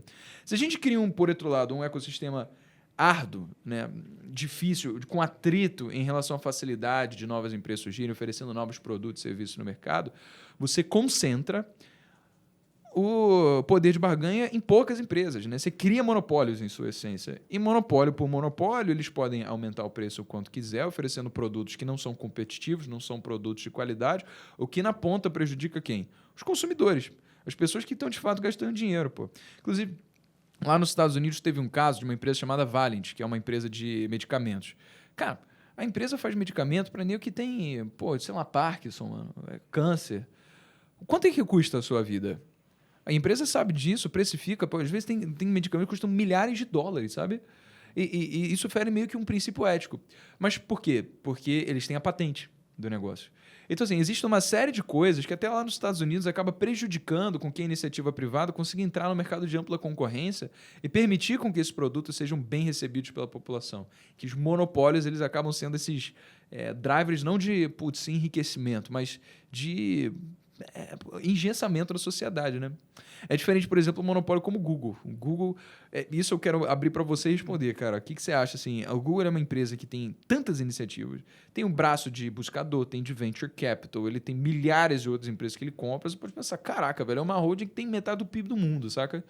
Mas, ainda assim, é uma empresa que compete, que não parece ter essas margens absurdas, né?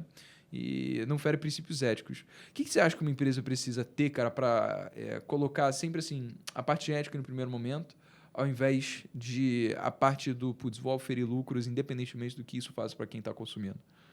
Eu acho que também vai da cultura da empresa, né, do top-down lá. Então, da diretoria ter... Você acha que a diretoria tem que ser gente boa? Não, gente boa não, só pra você ficar da puta. Não pode ser... É verdade. Acho que é essa questão. Entendi. Todo mundo, pô, óbvio, você quer maximizar o seu ganho, você quer maximizar o ganho da sua empresa. A gente não pode ter uma visão ingênua disso. Mas Com certeza. Você precisa ter um limite ético, né, e moral, não só legal, né, até onde você vai para conseguir aquilo, né? Tem que ter uma restrição, né? Sim. Até que assim, teve um cara, velho, que veio antes de Adam Smith, me esqueci, tava lá naquele livro da economia, não sei se você se lembra, que ele falava que era antiético você precificar os seus produtos por preços abusivos. Mas a Adam Smith falou, velho, isso nem faz sentido, porque no mercado de ampla concorrência, se você colocar seu produto em preços abusivos, ninguém vai comprar. E se ninguém compra, então você não vai vender, né? Você não vai ter lucro nenhum, mesmo você colocando o preço ali de forma abusiva. E no mercado onde... Esse mercado de saúde, acho que é uma coisa muito delicada, velho. É uma parada muito... Porque é aquilo... Como é que a pessoa vai precificar o quanto custa a sua própria vida? Ela vai pagar o que for, mas a empresa tem a patente para que só ela consiga vender aquele medicamento ali, né? Você acha que tem alguma solução para isso? Que a empresa sempre vai falar que se ela tivesse preço controlado, ela não valeria a pena investir, então não teria aquele remédio, né? Então é melhor ter um remédio caro do que ter remédio nenhum. Não sei se tem... Eu acho que a solução, tipo, parte às vezes por ter patentes de prazo mais curto ou não, mas é muito de você ter um setor o mais possível desregulamentado, mesmo sendo um setor delicado, para que novos entrantes sejam possíveis. E ter um mercado financeiro que possa capitalizar essas empresas novas. Então, você vê, hoje a principal vacina do mundo aí veio pela BioNTech, né? Não é uma farmacêutica grande, né? Depois foi parceria com a Pfizer. Então, acho que você tem que ter um ecossistema que permita o financiamento dessas ideias e permita que novos entrantes tenham tempo para maturar o seu produto. Eu acho que essa é a principal discussão. Porque o que é preço abusivo, né? Tipo, quem que vai dizer o que é lógico, abusivo? Exatamente. Pô. E é o que e até o cara tá com câncer. Talvez se ele salvar a vida dele, ele não vai achar que é abusivo. Sim, com certeza. Né? Porque então é muito difícil a gente entrar nesse mérito aí do que é abusivo. Eu não concordo com o Adam Smith. Tem alguém que pagou, alguém não achou abusivo. Sim. Valia a pena para aquela pessoa. Sim, Podia ser mais barato? Podia ser mais barato. Mas será que se fosse mais barato a empresa ia investir? Então, acho que o principal é a gente criar um ecossistema que permita novos entrantes com facilidade, para que esses novos entrantes, eles vão derrubar o preço. A melhor forma de derrubar o preço é um outro produto similar ser mais barato, não tem dúvida. Caramba, cara. Você sabe, eu tinha esse conceito, e você acabou de mudar isso. quando eu assisti uma série da Netflix que era assim, tipo, escândalos de corrupção no mundo, não sei. Aí tem uma que fala da Volkswagen, aí tem uma que fala da Valent, né? E eu fiquei pensando, caralho, que filha da putagem, né, velho? Realmente, a galera tem que pagar, assim, $80 mil num remédio, pô. E é uma parada que vai levar um mês, assim, pra ela. Eu acho que tem questão do bom senso. No mercado, quanto custa você colocar um princípio ativo para, sabe, vender aquilo ali? Mas vai custar alguns cents para você, porque você tem economia de escala, né? Uma empresa que faz muito aquilo. Enfim, mas é lógico que ninguém vai ser obrigado a pagar. Às vezes as pessoas têm que hipotecar a casa, fazer umas coisas medidas para conseguir viver mais um mês. E né? acho que mais que isso, é natural, né, que um produto novo, que se ele venha bem caro, não só em medicina até, se a gente falar de computador e tal, e depois, ou por ganhos de escala, ou por novos entrantes, isso vai acabar, com certeza, se chama de $80 mil, em 5 anos ele não vai ser $80 mil. Vai ser mais, né? Não, vai ser menos. Vai ser menos porque Vão ter mais pessoas ali. Outras empresas vão aprender ainda que você não quebre a patente, né, as pessoas não são bestas. Algumas rivais vão entender o processo e vão copiar aquilo sem quebrar a patente, vão fazer remédios similares. A própria empresa original vai ganhar escala. Então, se você der tempo, não tenho dúvida que esse remédio vai custar mais barato. Certo. Como sempre Dado que acontece. você dá o ecossistema para que haja novos entrantes. Exatamente. Né? Agora, talvez, se você quiser regular em D0, você vai impedir que novos produtos que vão custar $100 mil durante o tempo existam.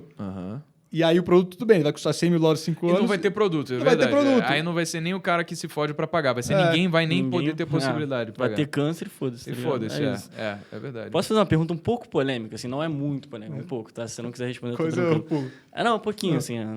Eu mesmo tenho alguma opinião formada, mas eu queria ouvir uma opinião de alguém do mercado, que, obviamente, né, tem uma noção macro muito maior e etc. Assim, obviamente, né, tipo, um mercado um pouco menos, né, desregulado, né, com mais facilidade que outras empresas possam empreender nesse mercado, né, tipo, apesar de ser um mercado de uma demanda inelástica, né, por exemplo, você está morrendo, cara, tipo, você vai pagar o que for para conseguir, tipo, comprar aquele remédio.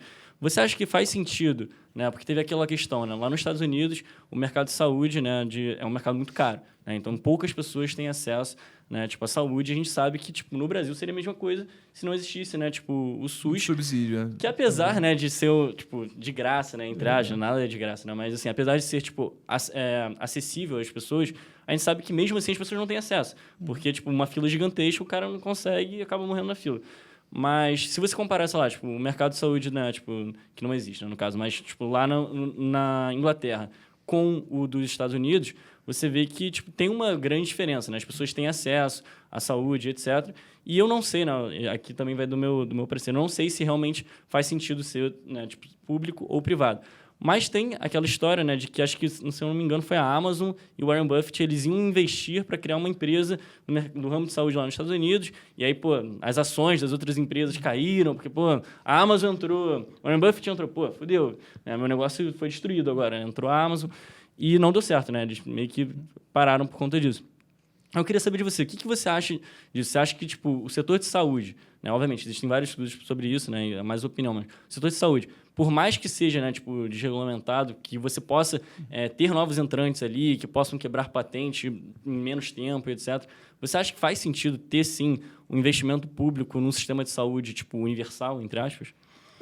Não sei se desse modo. Assim, se a gente tem mínima empatia com as pessoas, e sempre vão ter pessoas à margem, tipo, do crescimento, da geração de riqueza, de alguma forma a gente vai, como sociedade, decidir ajudar essas pessoas, né? Também não vamos deixar o cara se deu mal, então ele vai ter uma vida de merda. Tipo, acho que é pouco empático isso. O que a gente tem que avaliar é qual a melhor forma de ajudar essas pessoas.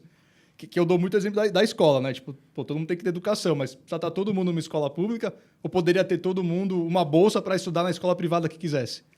E eu acho que na saúde é isso, é discutir qual que é o melhor modelo. Será que o modelo do SUS ele é o melhor modelo? Ele até parece um modelo razoável. Ou será que o modelo similar ao voucher, um voucher da saúde, seria melhor? Que não existisse a gestão pública da saúde, mas que todo mundo tivesse, sim, acesso ao mínimo assistência de saúde médica. E aí poderia ser um voucher também. Você poderia escolher o hospital privado que você quisesse e o governo ia financiar isso. Isso ia gerar uma concorrência maior nas redes de atendimento e eu acho que ia gerar um sistema de saúde melhor. Então as pessoas têm que ser atendidas, mas a gente não tem que ter o feitiço que para ela ser atendida precisa estar sob o controle do governo. Eu acho que não tem sentido isso. Pô, Entendi. muito legal esse pensamento, cara. Muito legal. Diferente do que a maioria das pessoas costuma pensar, né? Ou polarizado totalmente, né? Ah, SUS, ou então, cara, foda-se quem é pobre, né? Acho que nenhuma das coisas é razoáveis, né? Tipo, Pô, legal. Que era o Friedman ou Mises que falava que um mercado absolutamente liberal, sem intervenção do governo, iria ser mais próspero. E iria conseguir compensar, inclusive, defasagens que até da galera que ficava para trás. Acho que deve ter sido o Mises. O O Mises? Friedman, ele tinha um pouquinho de regulamentação no mercado. Ah, é? Né? Ele era mais liberal, menos libertário, né? No caso. Porque eu acho que então foi o Mises que eu li. Porque ele falou uma coisa que eu achei interessante, queria ouvir sua opinião sobre, que era a seguinte. Quando as empresas, né, são dados um palco para brilharem sem nenhuma intervenção, por exemplo, o governo ele não vai dizer o que a empresa tem que não tem que fazer, assim, desburocratizou total, cara, virou aqui utopia, né? Então, a iniciativa privada vai acabar criando propostas de valor para suprir o papel que o Estado hoje supre. Então, por exemplo, se o Estado hoje é responsável por criar um sistema de saúde, que a gente chama de SUS, né, que apesar de ser ineficiente, ele existe. Né, e isso cria uma justificativa de que, cara, ele precisa existir, porque bem ou mal existe atendimento e tal. Mas as empresas elas poderiam, por exemplo, para vender o seu próprio produto, acabar colocando como proposta de valor, olha, parte do que a gente está vendendo, dos nossos lucros, estão indo para uma iniciativa nossa, tipo uma ONG, assim, que tem o objetivo de ajudar pessoas que estão passando por aquilo. E aí as pessoas, você cria um mercado onde o consumidor quer consumir por causa. Não só simplesmente porque, esse produto aqui está suprindo a minha dor. Sim, ele está suprindo a minha dor e eu estou contribuindo uma causa. Porque nos parte do princípio de que o ser humano é naturalmente empático, né? E ele naturalmente quer fazer o bem. Por isso que causa social acaba sendo um driver de marketing, né, de vendas, para puxar pessoas para irem para as empresas que têm essas iniciativas. E aí o que acontece? Você não precisa de SUS, porque tem empresas que estão dando sistema de saúde, tipo como uma ONG para você. Você não precisa de medicamento, porque também tem empresa que está dando isso daí para quando, sabe, proposta de valor. Você não precisa de alimentação, porque tem empresa que está dando e tal. Eu queria saber que você acha que se isso daí faz sentido, o ser humano é tipo, de fato empático assim, ou se, como o Thomas Hobbes falava, o homem é o lobo do homem, tá ligado? Ele nasce mal, não, ele nasce bom, a sociedade o corrompe. não, sentido faz porque, na verdade, a sociedade faz isso, só que ela optou instituir um governo formal que cuide, que enderece esses problemas. Certo. Mas o governo faz isso porque é uma demanda da sociedade. Então, se não fizesse o governo, eu acho que as empresas poderiam fazer com mais eficiência. Entendi. O ponto, eu acho que Você é absurdamente libertário, então, assim. O nível, tipo, mas você tem que chegar a minha restrição é não ser anarquista, né? Então, Entendi. a gente tem que ter algum mínimo de regulação e essa transição seria complicada, porque não dá para, do zero, falar agora as empresas vão cuidar, porque isso não vai acontecer em D+1. Aham. E talvez daqui a 20, 30 anos as próximas gerações usufruam desses benefícios, mas a geração atual vai ser muito prejudicada e a sociedade não vai tolerar isso, né? Sim, sem dúvida. Quem vai pensar, hoje vão 10 milhões de pessoas se fuderem para daqui a 20 anos a sociedade ser uma sociedade linda. Pois é. Pô, E é isso que, cara, mas é justamente, eu acho que são os dois pontos do espectro, né? Os extremos, porque hoje um governante ele vai ser eleito quando ele tiver mais medidas populistas que vão beneficiar a população que hoje é menos favorecida, em maior número, que mais elege. Então, se o governante chega e fala, eu vou liberar um auxílio, um benefício, ou então eu vou aumentar as leis trabalhistas, os benefícios trabalhistas, eu falo, mano, do caralho, é isso que precisa. Porque a gente tem esse pensamento de o Estado precisa cuidar de tudo. Na nossa Constituição fala que o Estado ele precisa garantir a sua alimentação, moradia, saúde, né, bem-estar de vida, né? E a nossa Constituição é uma das maiores do Brasil, que dá palco justamente para o Estado estender os seus tentáculos e caber, sabe, tudo ir pegando assim e centralizar para si. Então, dado que a gente não consegue mudar nesse dia zero, nesse D0, a mentalidade das pessoas de, putz, eu vou deixar de me beneficiar agora com um aumento de R$300, porque eu sei que isso pode causar uma inflação fodida nos produtos bem de consumo, mas no longo prazo eu vou conseguir ter emprego. Eu não vou precisar de auxílio, porra, porque vai ter muito mais empresa que vai poder me empregar. Tipo, você acha que tem alguma coisa para fazer? Porque eu não quero ficar só no sonho, sabe? O sonho é muito bonito. Se fosse tudo, assim, daqui a 20 anos o Brasil seria muito melhor. Sei lá, tem alguma coisa que a gente possa fazer, mano? a gente como sociedade, você falando? No geral, assim, mudar esse pensamento da galera, porque as pessoas meio que não estudam, né? Não estuda, mas hoje o acesso à informação muito tá maior, pra né? todo mundo, sem dúvida. Pô. Então, eu acho que parte da gente... as coisas não vão se resolver no curto prazo, né? Então, acho que é martelar esses valores, esses princípios, essas ideias. A gente, precisava escolher o presidente, era só ser uma pessoa sensata que quer o bem do Brasil. Não precisa de muita coisa. Aí a gente fica escolhendo entre maluco, né? Maluco de tudo que é lado. Aí não tem solução, cara. Tipo, acho que é isso. Passa por como é que a gente faz o processo decisório de quem a gente vai votar e como é que a gente age no nosso dia a dia e como é que a gente educa os outros. Tá. Eu acho que aos poucos a gente está melhorando, mas é uma melhora muito gradual, podia ser mais célere. Entendi. E o que você vê assim para o futuro mesmo do nosso país, cara? Porque você falou, na sua análise macroeconômica, o seu investimento é full aqui no Brasil. Eu imagino que você tenha uma conotação positiva em relação àquilo que você vai esperar para o nosso país no futuro. Mas o que você acha de fato? Eu tenho uma conotação positiva. Acho que, tipo, se você analisar os últimos anos aí, mais que tenha um monte de maluquice e turbulência, na parte econômica, a agenda menos ruidosa, que eu chamo, tem avançado muito assim, com aluguéis. Então, macro do saneamento, lei do gás, liberdade econômica, privatização da Eletrobras, previdência. Como é que é o nome? Agenda menos ruidosa? Menos ruidosa, aquela que não dá tanta mídia e a galera não fica esperneando. Entendi. Né? Então, o marco do saneamento foi um negócio mó bom, mas ninguém vai protestar porque é contra o marco do saneamento, né? Entendi. Nem contra a lei da liberdade econômica. Agora, se for privatizar a Petrobras, aí é uma agenda ruidosa, né? Então, até a reforma administrativa, que é ruidosa, porque mexe com o funcionário público, é capaz de passar até ano que vem. Entendi. Então, isso tá avançando bastante. Então, eu tenho uma visão positiva nesse sentido, mas, claro, que a gente tem um risco. No caso do fundo, a gente está cheio de put, aí sim, de BOVA11 para outubro do ano que vem, né? Que assim a gente tá protegido de qualquer cagada. Mas, a médio prazo, eu vejo a sociedade evoluindo. Hoje, tem uma demanda social mais racional, eu diria. A gente já, o teto dos gastos na época do Temer passou com certa facilidade na sociedade. Um tempo atrás, você era visto como, os absurdo. caras não vão mais investir no Brasil, que absurdo. Mas você viu que com o governo Bolsonaro, o MEC diminuiu a verba do investimento em educação? Você viu isso daí? Só que os motivos pelo qual isso aconteceu são absolutamente cômicos, né? Porque não foi porque o governo não tinha verba para dar, é porque o MEC não foi capaz de justificar projetos que fossem pertinentes para esse investimento. Olha só. Tu soube disso daí? Não, cara. Não? É porque é o seguinte, o MEC ele precisa de uma agenda com a justificativa de preço do que ele vai investir para fazer, sabe? Como é que você vai mudar o Brasil? Como é que você vai otimizar a educação brasileira? Precisa de um orçamento para isso, né? E aí, o orçamento que o MEC solicitou, ele justificava até, tipo, o X, que era menos do que no ano passado. E aí a galera, meu Deus, o governo brasileiro está investindo menos em educação, sabe? Tipo, isso é um absurdo. Mas isso diz mais respeito a uma gestão ineficiente do MEC, que não sabe alocar os seus recursos de forma realmente otimizada, do que, o dinheiro que o governo está deixando usar ali. E aí o que isso fez? Parte do dinheiro foi destinado ao setor de infraestrutura, para fazer obra, tá ligado? Para tipo, empregar a galera. Não que faz sentido. Você chegou a ver isso daí? Confesso que não vi, tem que ver o quanto isso foi sem querer ou foi proposital, né? Porque a infraestrutura a gente sabe que é um negócio que dá voto e a eleição tá aí no ano que vem, né? Obra, né? É aquela coisa, tipo, o governante vai governar por 2 anos, os outros 2 é só tentar voto. Exato.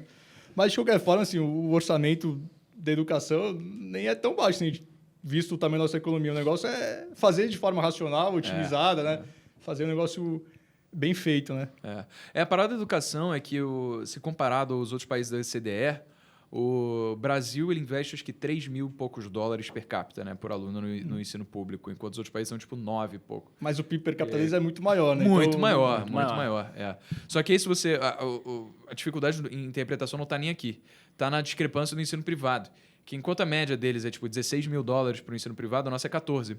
Então, só que aí a gente pensa, né, no modelo de ensino onde alunos como... eu tive o privilégio de estudar numa escola particular a vida inteira, Pedrinho também, a gente estudou junto. E a gente passou para uma das melhores universidades do Brasil, que são públicas, né? Então, só que a gente, sendo classe média alta, teria total condição de pagar uma particular. Entendi. Então, e ainda assim a gente foi sustentado pelo Estado, quando a gente não precisava disso. Só que o Estado investiu mais ainda na gente, sendo que, bom, a gente poderia proativamente ter arcado com isso, né? E nesses outros países, o ensino é basicamente público e é isso, sabe? Aí eu queria só saber a sua visão. Não, minha visão é total que tem que ser tudo privado e voucher da educação. Então, todo mundo vai ter oportunidade de estudar em escolas públicas, o governo vai financiar quem não tem o dinheiro para pagar a mensalidade.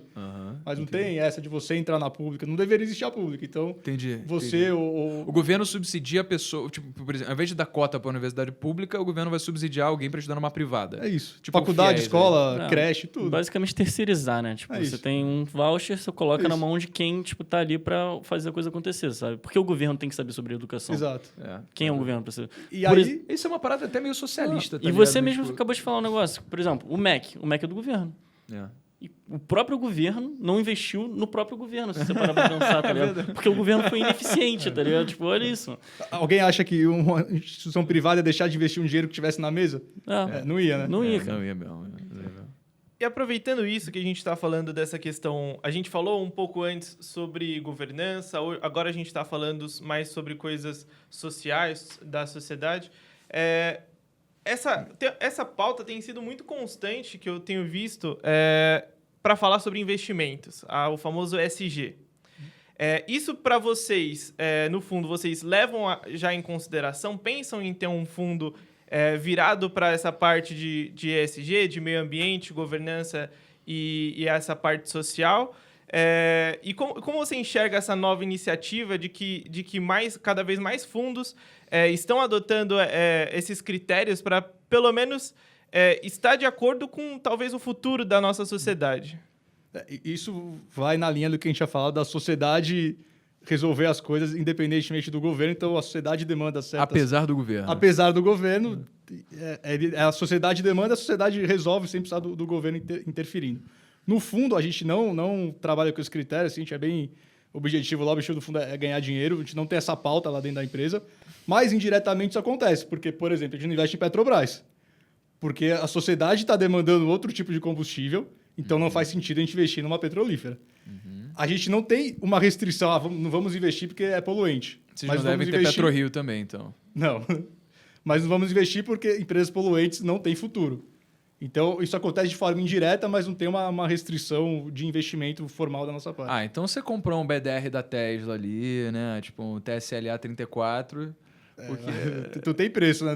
Não sei se o preço está adequado para entrar, assim, a gente tá fora. E isso, cara, isso é uma outra parada muito maneira, velho. Porque, por exemplo, a gente viu isso com VEG, né? Eu saí de VEG, mano, quando ela tava, tipo, a R$15.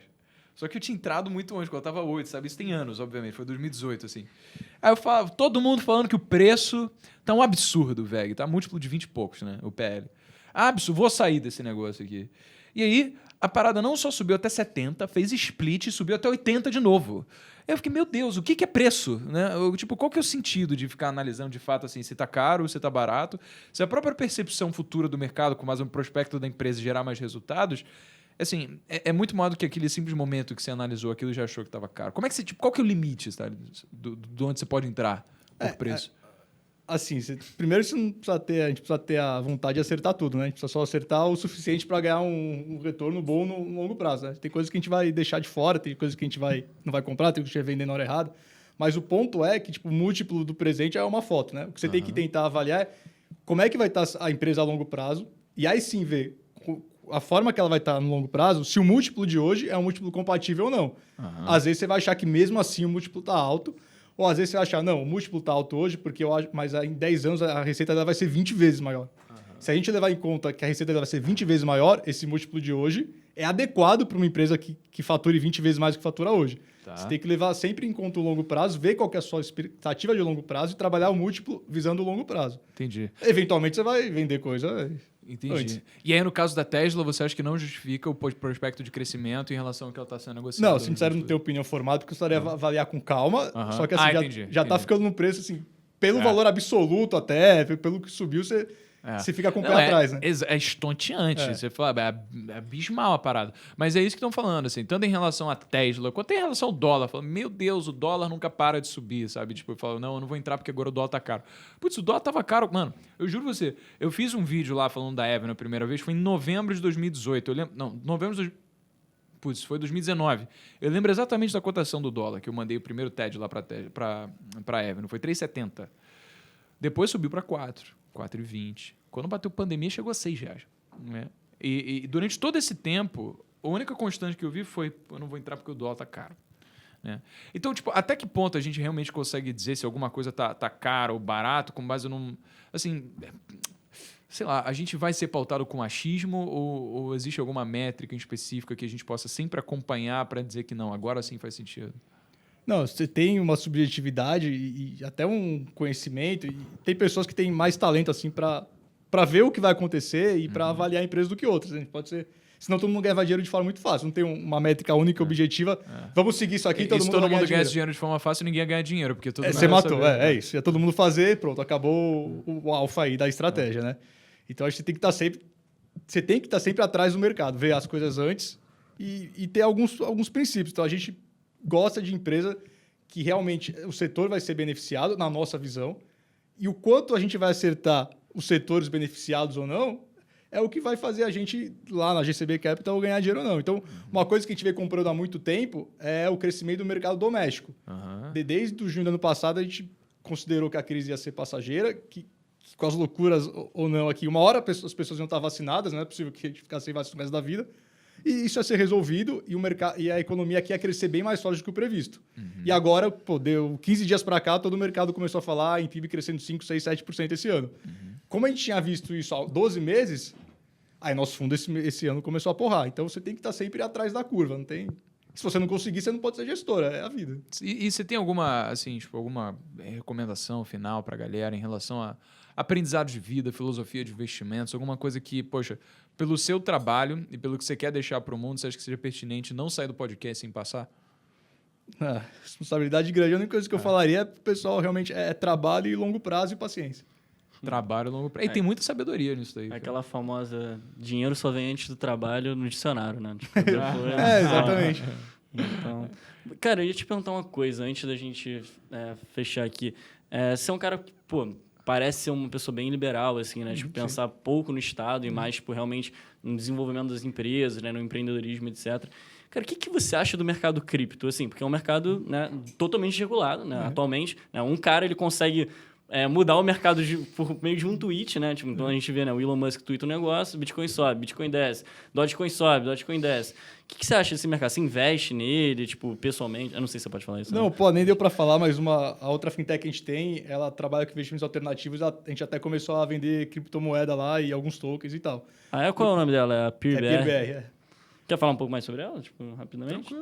Bem rápido, o que a gente faz lá, a gente se propõe a ser uma corretora de investimentos alternativos e de investimentos sofisticados que antes só investidores grandes poderiam acessar e a gente disponibiliza lá a partir de R$10. Então, um exemplo desse investimento é precatório. Precatório é um negócio que dá muito dinheiro, não cabe aqui entrar no negócio, mas tem muita margem. Você consegue ganhar 1,5 ao mês com risco governo, que é o risco do Tesouro Direto. Caramba. E investidor pequeno não tinha muito acesso, a gente vende lá a partir de R$10. A gente vende algumas notas que a gente antecipa no adiante. A gente revende no PeerBR para que uma pessoa com R$10 compre uma fração de uma nota fiscal e começamos a vender criptomoeda. E o negócio da cripto é a tecnologia, né? Tipo, a tecnologia é fodida, assim. Então, eu não sei aqui qual criptomoeda vai subir, vai dominar o mercado, mas eu sei que a tecnologia é muito superior ao mercado financeiro tradicional. Pô, hoje, se você quiser transferir dinheiro para fora do país, você faz em um segundo com qualquer criptomoeda, né? Vai fazer uma transferência de $100 num banco, você tá ferrado, cara. Né? Documentação desgraçada. Hein? Até a gente brinca que isso disruptou até o mercado de doleiro, né? Hoje o doleiro é o cara que faz o doleiragem com criptomoeda, não é mais como eles faziam antigamente com dólar. Então até o mercado ilegal foi disruptado. É claro que o mercado legal vai ser disruptado também. Pô, você poderia transacionar ações 24 horas, 7 dias por semana no mundo inteiro. É só a CVM, a SEC permitirem a tokenização das ações. A Binance já faz isso aí. A CVM, não sei nem porque não falou nada ainda, mas você pode comprar hoje a ação da Tesla e da Coinbase na Binance tokenizada. Então tá vendendo BDR, tipo 24 horas por dia, 7 dias por semana. Caralho. Isso aí vai disruptar demais o mercado financeiro. Você vai ter acesso, tudo que você originar de ativo, você vai ter acesso a pessoas no mundo inteiro podendo comprar. É questão de tempo.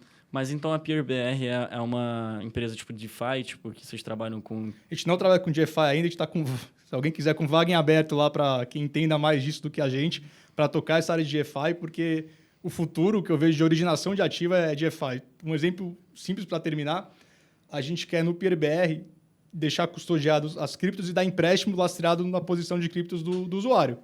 Para fazer isso no Brasil, a gente tem que emitir um CCB, fazer parceria com o banco, uma cacetada. Pô, já tem DeFi que faz isso automático, né? Automático. Então, quer dizer, é bizarro assim, o que vai disruptar. A gente está bem antenado porque o mercado financeiro vai ser isso. Quem acha que não vai ser, vai ficar em 10 anos, está ferrado. O mercado financeiro atual vai ser as antigas, vai ser a Kodak, né? Exato. Bom, e não só o mercado financeiro, né? A blockchain pode juntar uma série de outros setores, né? Porque certeza. a tecnologia ela é amplamente conhecida mais no mercado financeiro. Só que você pode assinar contrato, pô. Você pode alugar sede, sabe, com cadeado de blockchain. Se você puder registrar imóvel em blockchain, você faz home equity em 1 segundo, tipo. Né? Em 1 segundo você deixa o seu imóvel em garantia, porque está no blockchain, e libera o empréstimo para você. É mesmo. Coisa que se você pegar um home equity hoje, né, você vai na caixa aí, quanto tempo vão liberar o empréstimo? Pois é. Pô, podia ser em 1 segundo. Pô, então, eu ia fechar, mas eu tenho mais uma pergunta para te fazer, cara. Assim, logicamente, dado que as suas iniciativas estão correspondendo ao blockchain, e isso é um setor que você acredita no futuro, até você abertamente falou que daqui a 10 anos, quem não estiver nesse mercado, né, vai basicamente virar um Neandertal. É isso. Então, existem alguns outros desses, por exemplo, que eu mencionei cedo. Biogenética, sei lá, inteligência artificial. A inteligência não é um setor, né, mas é uma aplicação que pode ser usada para qualquer outra coisa. Mas, por exemplo, energia sustentável mesmo, iniciativas que criarem painéis solares ou coisas que vão dar a possibilidade de carros serem movidos a hidrogênio de forma acessível, não sei. Que você acha que, mano, eu não consigo imaginar um futuro onde empresas que têm as iniciativas não seriam prósperas? A médio prazo, eu acho que realmente o fintech é service, não é para vender o peixe, é um negócio que veio para ficar e vai explodir. E a longo prazo, eu acho que é toda iniciativa voltada à longevidade. Aí eu não estou falando de comer bem, nem fazer academia. Eu estou falando de edição genética, de manipular célula-tronco, biotecnologia. Eu acho que isso aí, a grande revolução da próxima geração vai ser explodir a longevidade. No Brasil, você acha que assim, existem empresas que trabalham em prol disso? Porque você falou que você investe basicamente, né, o seu fundo aí Sim. no Brasil. E assim, eu sei que nos Estados Unidos tem aqueles fundos lá, o ARKG, né, tipo, vários da ARK, né, ARK. E você acha que no Brasil tem alguma empresa que esteja aberta no capital, né, na bolsa e tipo invista nisso? Eu acho que não tem nem empresa de capital fechado que tenha hoje no Brasil esse nível de tecnologia e de mindset para vou fazer uma edição genética aqui no telômero da célula para a pessoa ver 20 anos a mais. Tipo, no Brasil não tem isso. Pô, se tiver, vai ser alguma coisa restrita a alguma universidade, né? Eu acho que isso aqui Nem tem vai nada. ficar lá fora mesmo. Tipo, a gente vai ficar só importar conhecimento, infelizmente. É para isso que a gente tem a Avenue aí, democratizando o acesso a brasileiros. O último vídeo foi exatamente isso que a gente falou. Por que pareça. É verdade. Bom, meus amigos, foi... não. Agora pro que mais importa, cara. As pessoas querem saber não só como investir no seu fundo, o que elas precisam fazer, assim, saindo daqui do podcast, como que elas conseguem te encontrar nas redes sociais também e se tem algum outro ponto de contato aí que você queira deixar para a galera te acompanhar. O fundo tá nas principais corretoras aí, mas a gente recomenda pela Genial, que a gente tem parceria maior, mas também está no BTG, na Ativa, na Necton. E se não tiver na sua corretora, é só pedir para o seu assessor que ele consegue liberar para você. Então, qualquer corretora de investimento, você pode pedir o GCB Smart Capital. É um investimento arrojado, então só pensa nisso antes. Mas se tiver apetite ao risco de verdade, né, que a gente já conversou aqui, a gente recomenda o fundo.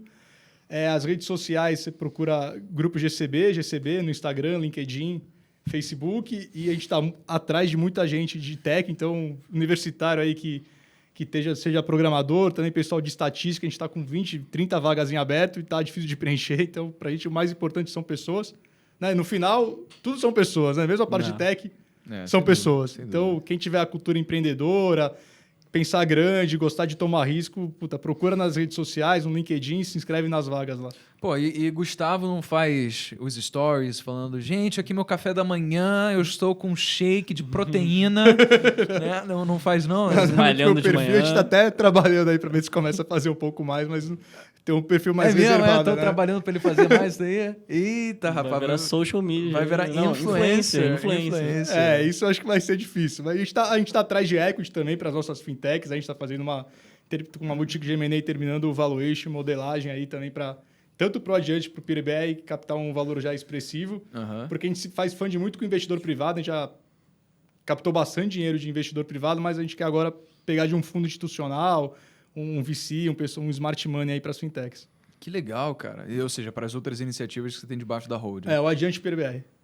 Entendi. E você acha que você pretende ser, às vezes, um venture capital algum dia também, para realmente entrar em investimentos que não sejam somente no mercado de capitais, mas que seja de qualquer iniciativa fechada? Na gestora, a gente quer fazer um fundo assim no ano que vem, porque a gente entende que a gente entende da parte de gestão e a gente entende da parte de montar uma startup. Entendi. Então, a gente quer montar um fundo de VC aí no segundo semestre do ano que vem. Pô, que legal, cara. Porque daqui a 1 ano e meio, 2 anos no planejamento da Jovem, a gente vai fazer uma rodada de levantamento aqui. Obviamente, quando a minha imagem não for mais tão importante, né? A gente conseguir descentralizar, porque senão não tem equity nenhum. Mas maneiro, bom saber, cara. Como é que agora, para as pessoas que quiserem ver Léo e Pedrinho para encontrar nas redes sociais aí, né? Só deixa eu dizer uma coisa, Léo. Eu não sei se talvez seja... Eu acho que é melhor você começar antes, porque o Pedrinho ele vai falar, a galera já vai pirar aqui, o patrimônio dele é de você ficar super extasiado. Então, bom, take it away. Então vou começar nas minhas redes sociais, Léo Sakamoto _. E para quem quiser ficar antenado sobre as últimas notícias e ficar por dentro de tudo que a gente conversou aqui, sobre tudo que estiver saindo no mundo, segue a gente lá na thecompass.br, temos a nossa newsletter, nosso site. Então, para todo mundo que quiser ficar por dentro de todo esse futuro que a gente conversou aqui, segue a gente lá que você com certeza vai adorar o conteúdo e depois você me agradece no meu Instagram. The Compass é uma dessa que não dá lucro, mas vai valer bilhões daqui a pouco. Com hein? certeza. Aí, Daqui a pouco.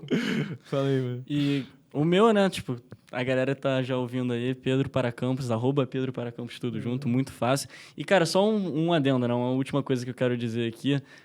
Pra galera que curtiu o Papo de Tech, tem um amigo nosso, Vinícius Carneiro, que tá falando muito sobre isso no Instagram também. Eu não sei o Insta dele exatamente. Putz, vamos ver. Eu acho que é o Vinícius Carneiro, mas deixa eu conferir aqui, cara, que é verdade. Porque, pô, o cara fala sobre tudo, DeFi, fala sobre inteligência artificial, ele é programador, sabe de tudo, o cara é um gênio. É uma pessoa que a gente realmente admira muito. Como é que é? O Vinícius Carneiro. O Vinícius Carneiro. Não, o Vini Carneiro. O Vini Carneiro, desculpa. Segue ele lá. Obviamente, né? Me segue primeiro, aí procura lá nos seguidos, que eu sigo ele, aí pronto, aí você acha mais fácil. Boa, e aproveita e já segue também. Tô brincando. E sigam a Krause Studios. Isso é importante. Inclusive, bom, acho que podemos... Bom, foi um prazer enorme despender esse tempo convosco e até o próximo podcast. Valeu!